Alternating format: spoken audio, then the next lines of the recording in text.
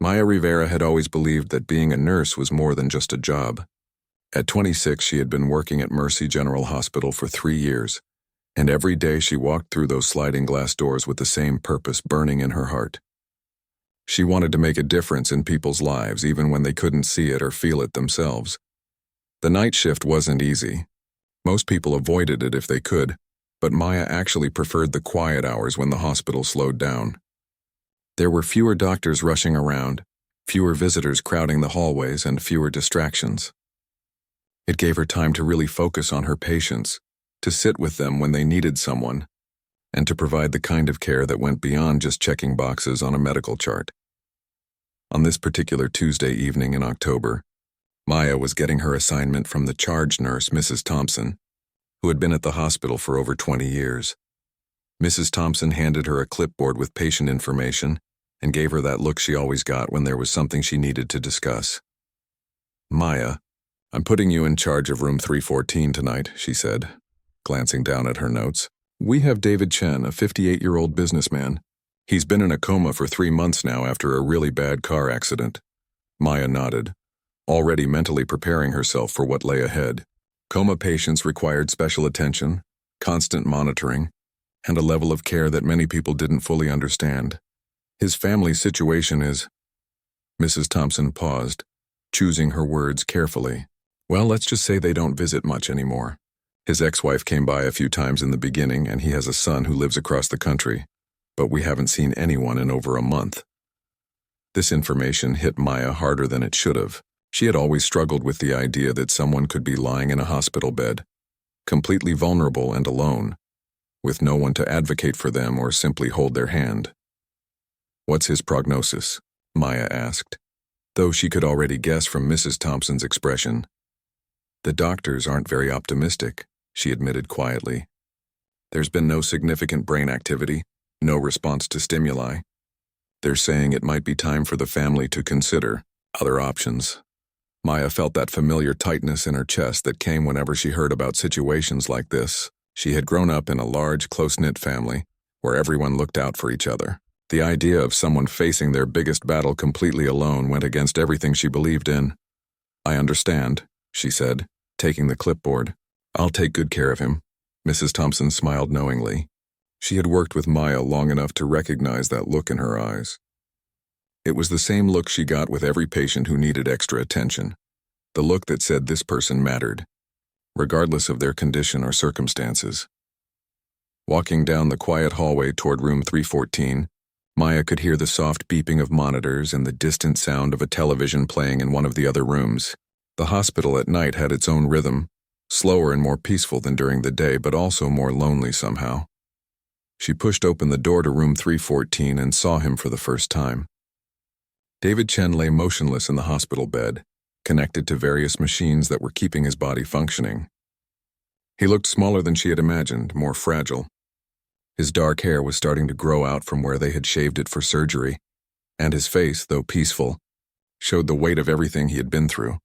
Maya approached the bed slowly, checking his chart first to understand his medical needs. Multiple surgeries, traumatic brain injury, broken ribs, damaged spleen. The man had been through hell and back, and somehow his body was still fighting. "Hello, Mr. Chen," she said softly, even though she knew he couldn't respond. "My name is Maya, and I'm going to be taking care of you tonight." She began her routine assessment, checking his vital signs, examining his incisions, and making notes on his chart.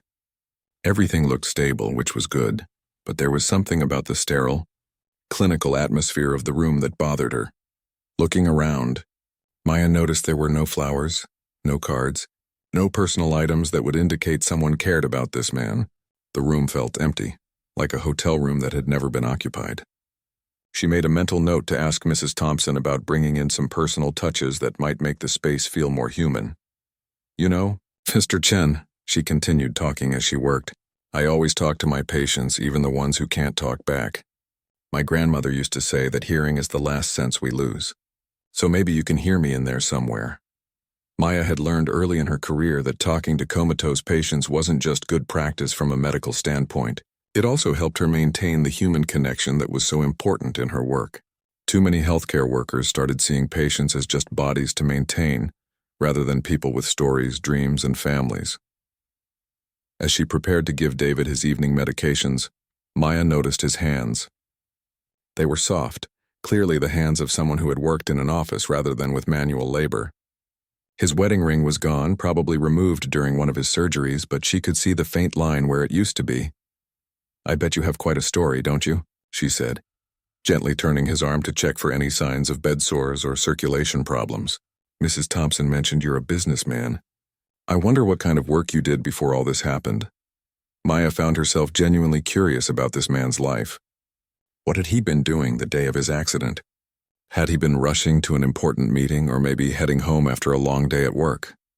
Did he have hobbies, favorite foods, a dog waiting for him at home? The machines around his bed beeped steadily, creating a rhythm that had become the soundtrack to his existence.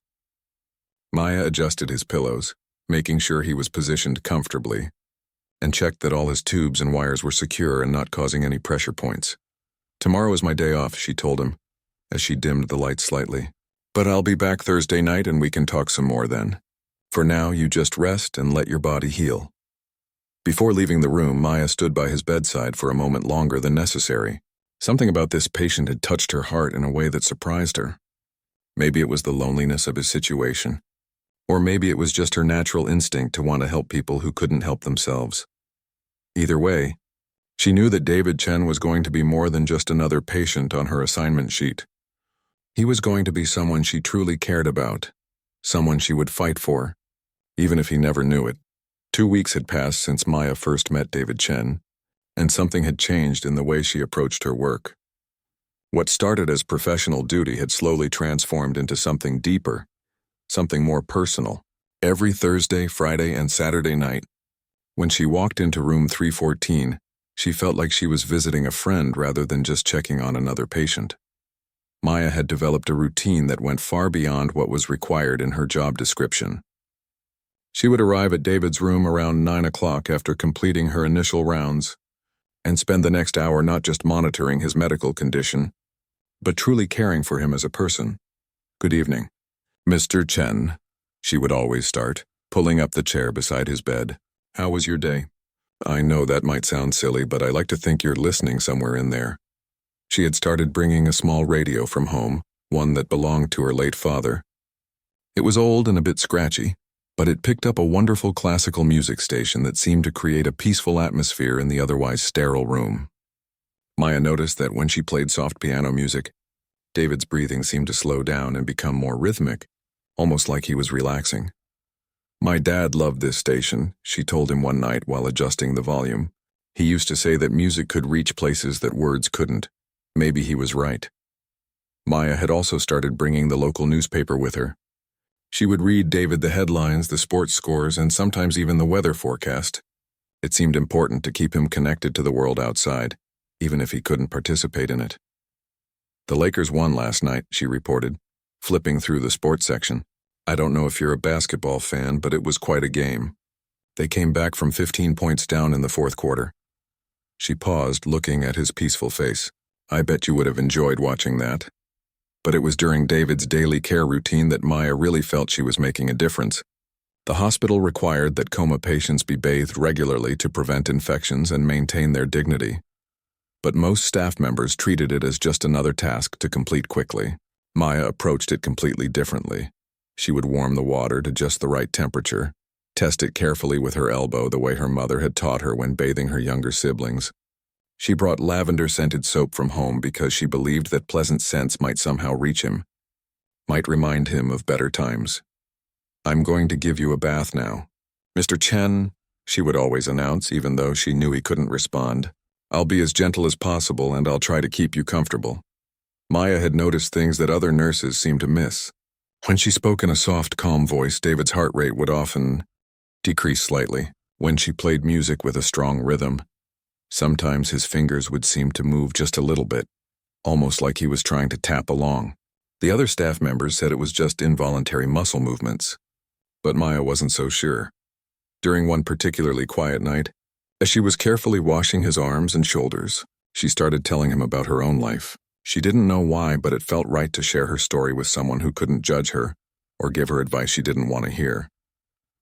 "You know, I've been working double shifts lately, she said, gently lifting his arm to clean underneath. My mom is getting older and her arthritis is getting worse. She can't work as much as she used to. And my little brother Tony is in his last year of high school. He wants to go to college, but we're not sure how we're going to afford it. She paused, realizing how easy it was to talk to David.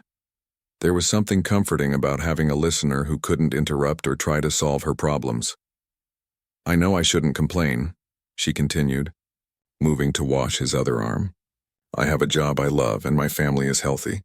But sometimes I wonder if I'm doing enough, if I'm making the kind of difference I thought I would when I became a nurse. Maya took extra time with David's care, making sure to moisturize his skin properly to prevent bed sores, repositioning him carefully to avoid pressure points, and ensuring that his hair was clean and combed. She had even brought a small plant from her apartment, a hardy little philodendron that could survive in the low light of the hospital room. Everyone needs something alive around them, she explained to David as she watered the plant on his windowsill. Even if they can't see it, maybe they can sense it somehow. The other nurses had started to notice Maya's special attention to room 314. Some of them teased her gently about it, calling David her favorite patient, but Maya didn't mind. She had learned not to apologize for caring too much. Dr. Rodriguez, the neurologist in charge of David's case, had mentioned to Maya that the family had been asking about long-term care facilities.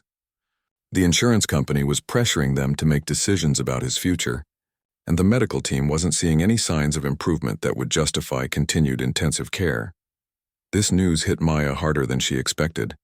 She found herself thinking about David even when she wasn't at work, wondering what would happen to him if he was transferred to a facility where the staff might not have time for the personal touches that seem so important. I heard they might move you soon, she told him one night while she was carefully combing his hair. I want you to know that wherever you go, someone will be looking out for you. I'll make sure of it. Maya had started keeping a small notebook where she recorded her observations about David's responses to different stimuli. She noted when his breathing changed, when his facial expression seemed to shift slightly, and when his body seemed more or less tense. The doctors might dismiss these observations as wishful thinking, but Maya was convinced that David was still fighting somewhere inside. You're stronger than they think, she whispered to him during one of their late-night conversations. I can feel it. You're not ready to give up, are you?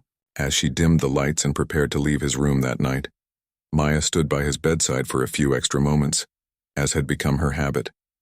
She reached out and gently squeezed his hand, something she had started doing as a way of saying goodnight. I'll see you tomorrow night, Mr. Chen, she said softly. Sweet dreams. What Maya didn't notice, as she gathered her things and headed toward the door, was the almost imperceptible movement of David's fingers, the slightest return pressure against her hand that lasted for just a fraction of a second before disappearing back into stillness.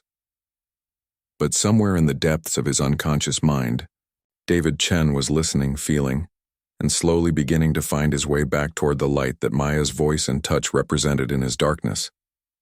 It was a Thursday night in late November, nearly 6 weeks since Maya had first been assigned to David's care. The hospital was quieter than usual, with most of the day shift having gone home and the evening settling into its familiar rhythm. Maya had just finished her initial rounds and was looking forward to her time with David, though tonight felt different somehow. She couldn't explain it, but there was an energy in the air that made her feel more alert than usual. As she entered room 314, Maya immediately noticed that David seemed more restless than normal. His breathing was slightly different, not distressed, but somehow deeper and more purposeful. His body position had shifted slightly since her last check, which was unusual since he rarely moved on his own. Good evening, Mr. Chen, she said, setting down her supplies and checking his monitors. Everything appeared normal, but Maya had learned to trust her instincts when it came to her patients. Something was definitely different tonight. She had brought a new CD with her, a collection of piano pieces by a young composer she had discovered on the radio. The music was gentle but uplifting, the kind that seemed to carry hope within its melodies. As she set up the small player, she began her usual evening conversation. I have some beautiful music for you tonight, she said, pressing play and adjusting the volume. It's by a pianist named Alex Chen. I thought it was interesting that he has the same last name as you. Maybe you two are related somehow. Maya pulled up her usual chair and began organizing her bathing supplies. She had developed such a routine over the past weeks that she could almost do it with her eyes closed. Warm water, lavender soap, soft washcloths, and plenty of time to do everything properly. I had an interesting day today, she continued, testing the water temperature. My brother Tony got accepted into State University. Can you believe it? We've been so worried about how to pay for college. But he got a partial scholarship for his grades. She began preparing David for his bath, speaking softly as she always did to let him know what she was doing. Maya had noticed over the weeks that his skin had improved significantly under her careful attention. The doctors had commented on how well he was maintaining his physical condition despite being bedridden for so long. You know, Mr. Chen, I've been thinking about what Dr. Rodriguez said about finding you a long-term care facility, she said, gently washing his arms with warm, soapy water. I know your family thinks it might be time, but I'm not ready to give up on you. I don't think you're ready to give up either. As Maya worked, she found herself sharing more personal thoughts than usual. Maybe it was the possibility that David might be moved soon. Or maybe it was just the peaceful atmosphere created by the soft piano music playing in the background. I've been a nurse for 3 years now, she said, carefully cleaning around the various tubes and monitors attached to his body. But taking care of you has taught me something I didn't learn in nursing school. It's taught me that healing isn't just about medicine and procedures. Sometimes it's just about letting someone know that they matter, that they're not alone. Maya moved to wash his chest and shoulders, taking the same careful approach she always used. She noticed that his breathing seemed even deeper now, almost like he was taking conscious breaths rather than the automatic breathing she was used to seeing. The sunrise was absolutely beautiful this morning, she continued, rinsing the soap from his skin with a warm, damp cloth. I was driving to the grocery store before work, and the whole sky was painted in these amazing shades of orange and pink. It reminded me of a painting my grandmother had in her kitchen when I was little.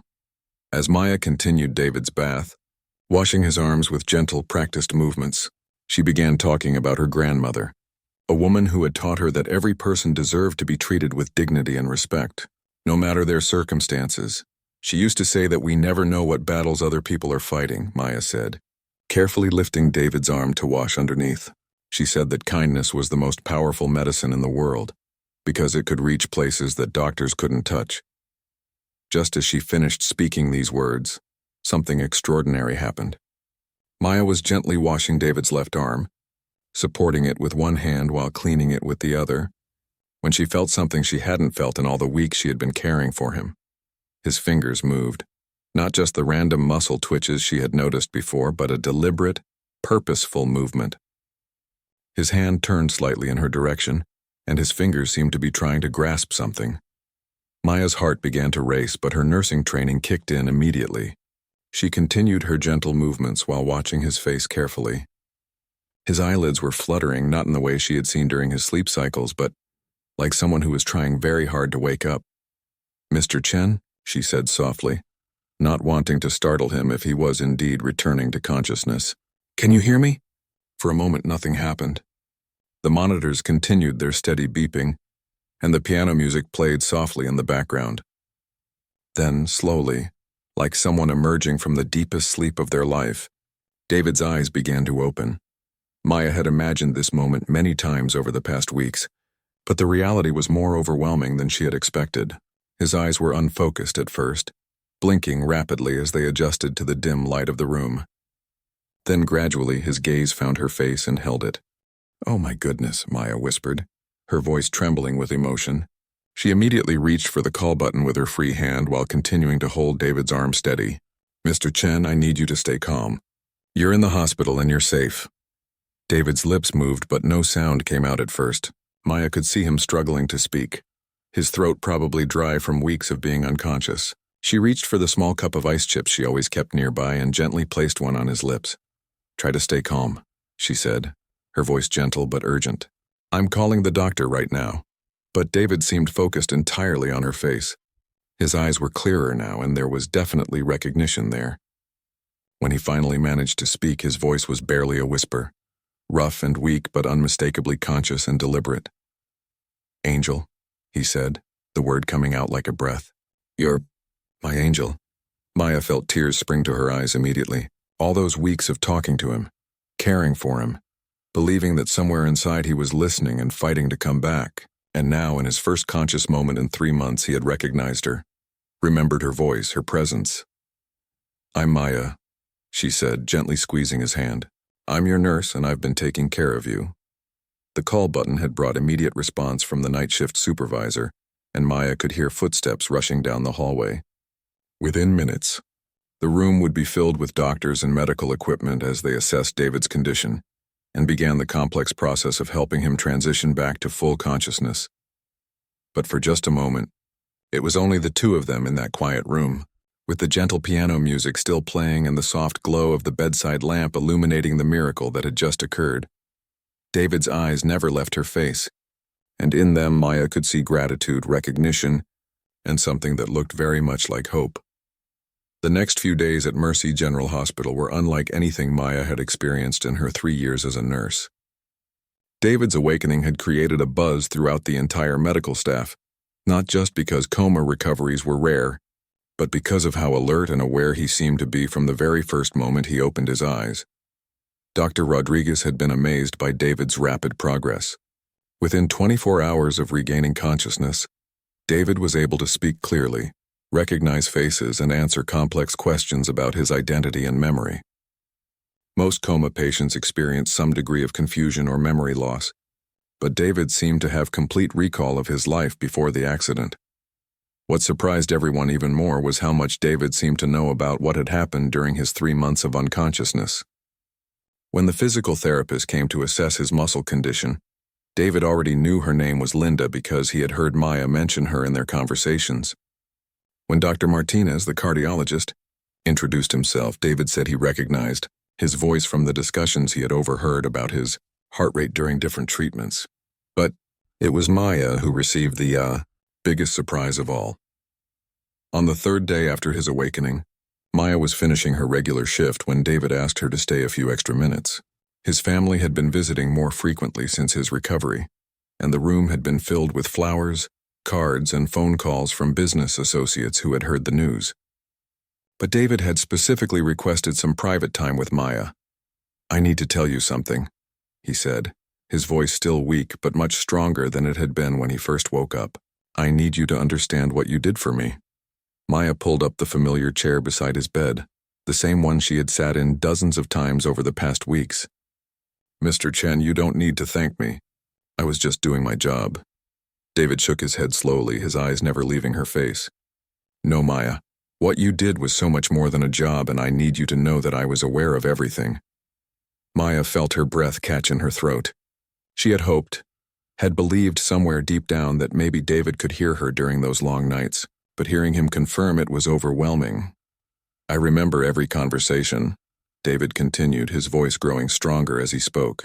"I remember you telling me about your brother Tony and how worried you were about paying for his college. I remember you reading me the newspaper every night, keeping me connected to the world. I remember the music you played, especially that piano station that reminded you of your father." Tears began to form in Maya's eyes as she listened to him recount details that only someone who had been truly present could know. "I remember the night you told me about your grandmother's advice," David said softly, "about how kindness was the most powerful medicine because it could reach places doctors couldn't touch. Maya, your kindness literally saved my life." David paused, gathering his strength to continue. What he said next would stay with Maya for the rest of her career. "Before my accident, I was in a very dark place emotionally," he admitted, his voice becoming quieter. "I had been successful in business, yes, but I had lost touch with what really mattered. My marriage had fallen apart 2 years earlier. My relationship with my son had become distant because I was always traveling, always working. I had money and status, but I felt completely alone." Maya listened intently, understanding now why David had seemed so isolated, why his family visits had been so infrequent. "The morning of my accident," David continued, "I had actually been thinking about giving up. Not just on my business, but on everything. I felt like I had spent my whole life chasing things that didn't make me happy, and I didn't know how to change." David's voice grew stronger as he continued his revelation. "Then the accident happened, and I found myself trapped in this strange place between consciousness and unconsciousness. I could hear everything, feel everything, but I couldn't respond. It was terrifying at first.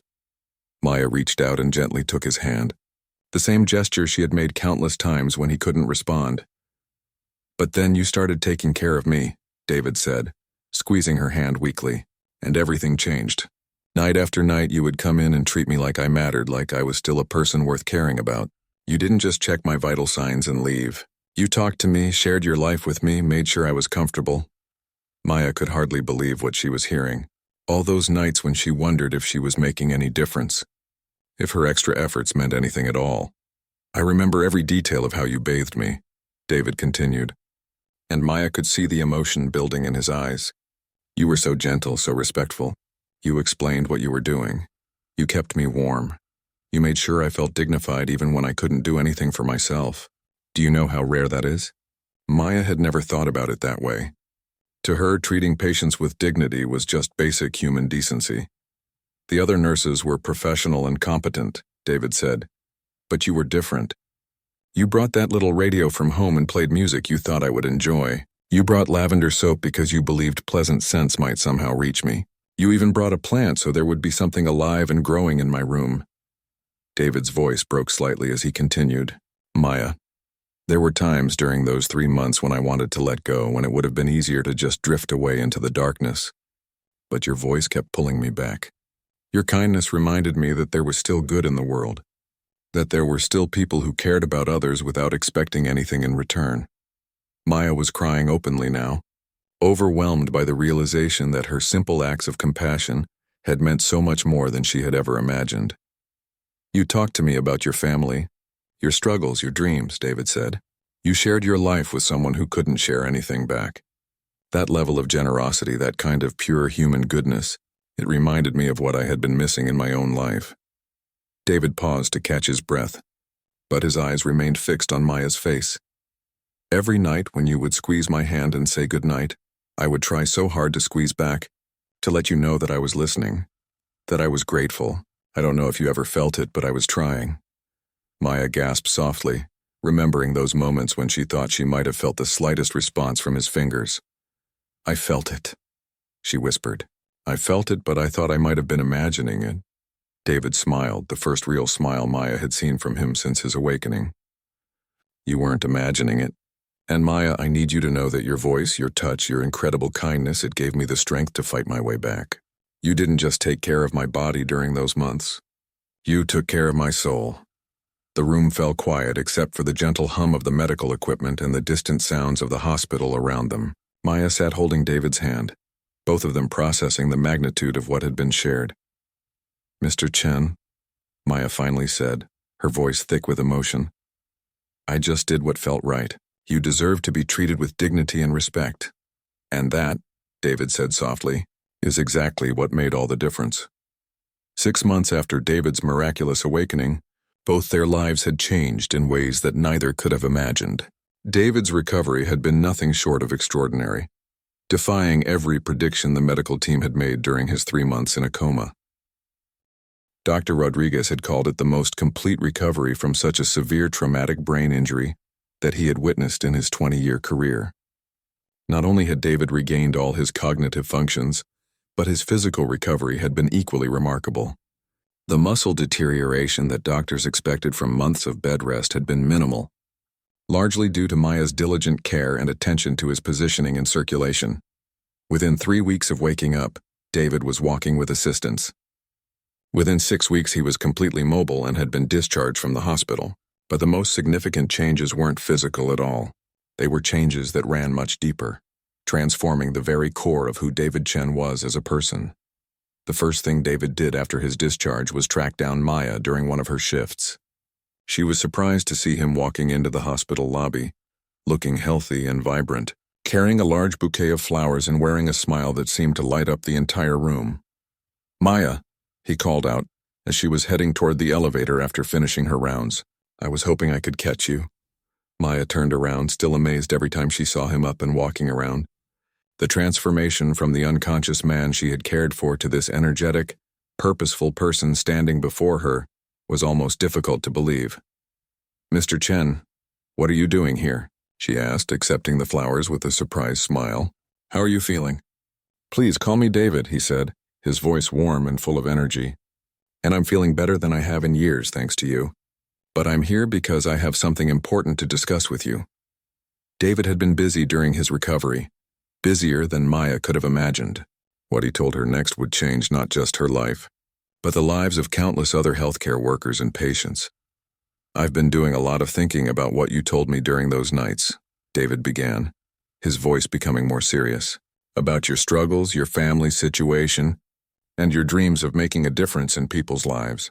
Maya nodded, remembering those late-night conversations when she had shared her personal concerns with him, never imagining he was absorbing every word.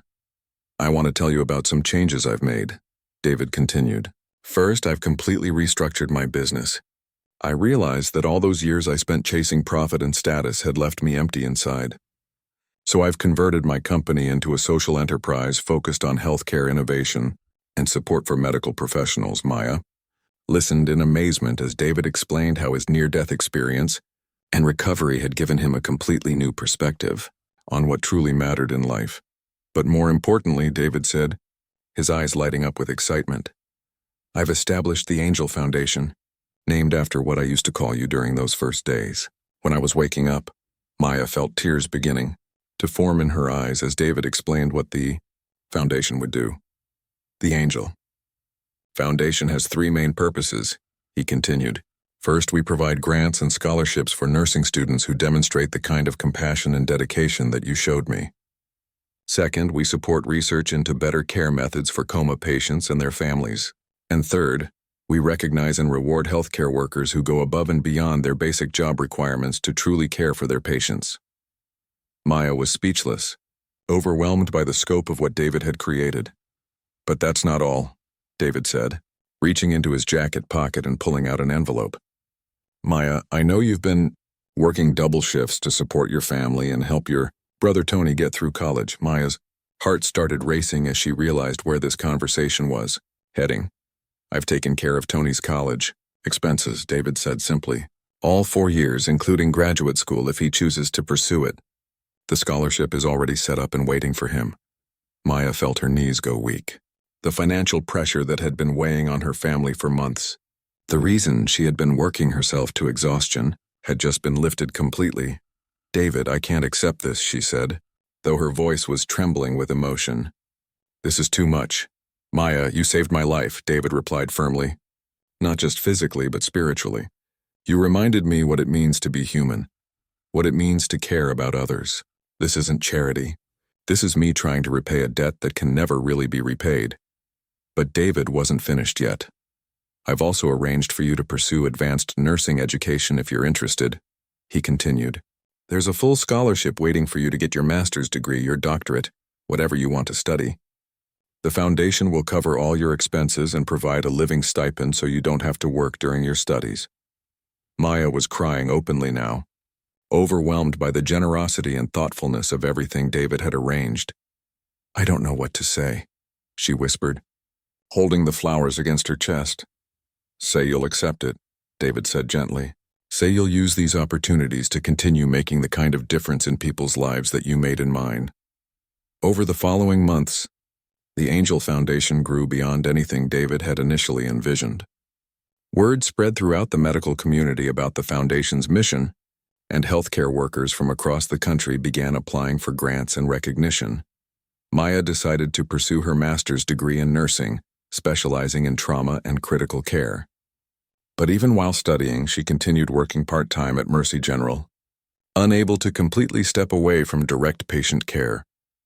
The Foundation's first annual award ceremony was held exactly 1 year after David's awakening. Maya was given the inaugural Angel Award, recognizing her as the inspiration for everything the Foundation represented. David had asked Maya to speak at the ceremony, and her words that night captured perfectly what had happened between them during those crucial months. When I was taking care of Mr. Chen, Maya said to the audience of healthcare workers, I never thought I was doing anything special. I was just treating him the way I would want someone to treat my own family member if they were in his position. She paused, looking out at David, who was sitting in the front row with tears in his eyes. What I learned is that we never know how much our simple acts of kindness might mean to someone else. A gentle touch, a warm voice taking an extra few minutes to make someone comfortable.